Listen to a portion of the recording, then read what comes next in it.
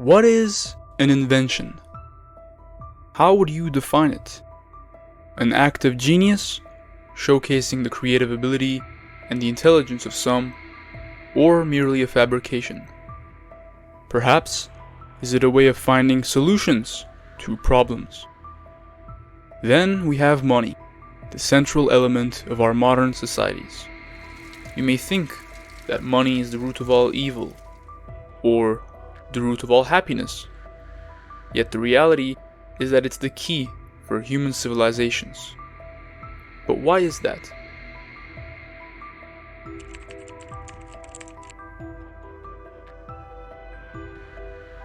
Let us first begin by asking ourselves, what is money? First think about it yourself. How do you define it? At the heart of it, it is merely a concept, something intangible, something that is of no value itself, yet that also has the possibility of storing infinite value at the same time. Indeed, money was born as a solution to a problem.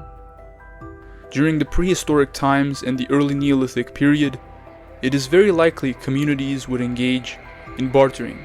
The acquisition of goods would be done through an exchange, where both parties would give each other what they have or what they made. However, most of the time, this would not work, as for such an exchange to occur, both must have the need for the goods they'll receive. The double coincidence of wants is what causes issues. Thus, there is a need for a universally accepted medium of exchange. Many started using grains, cattle, and shells for such purposes. Commodity money thus sprang into existence. In Mesopotamia around 3000 BC, cattle were used, while in China, cowrie shells were utilized, since they were durable and available in large quantities.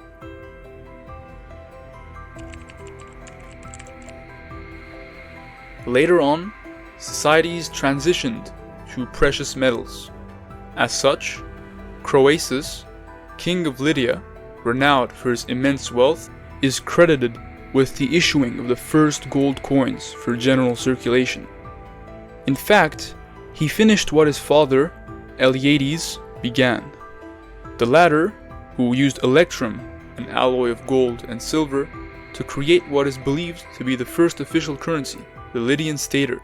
Such coins featured standardized weights and stamped images to signify authenticity and value. Metal coins were the new medium of exchange.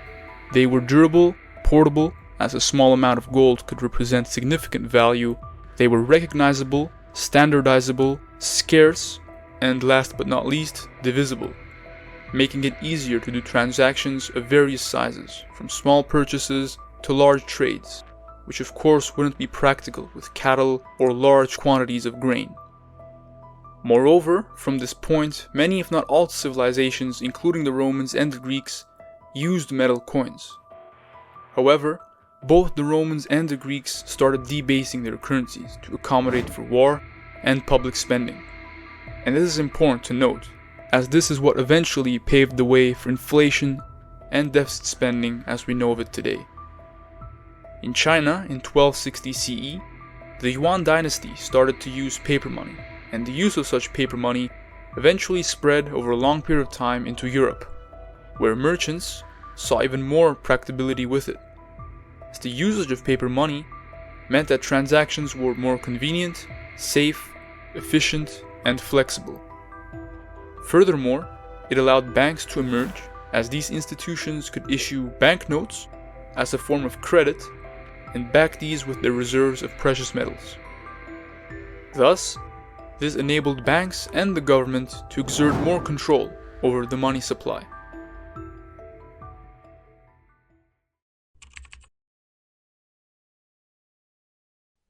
The term fiat is translated as "it shall be" or "let it be done" in Latin. Fiat currencies represent a shift from the earlier gold standard, in which paper money would be backed with gold. As seen earlier, the Greeks and the Romans devalued their currencies to finance massive projects. Now, governments can finance even bigger projects, since they can borrow and pump out even more money into the economy. On top of that, the central banks gain further control, since they control the supply of money and they manage economic variables such as interest rates, credit supply, liquidity, and more. What keeps the fiat alive is the trust people have in their government, as the currency's value is established by government decree. Fiat currencies are also the backbone of the modern banking system, as it allows fractional reserve banking, where banks keep a fraction of deposits in reserve and lend out the rest.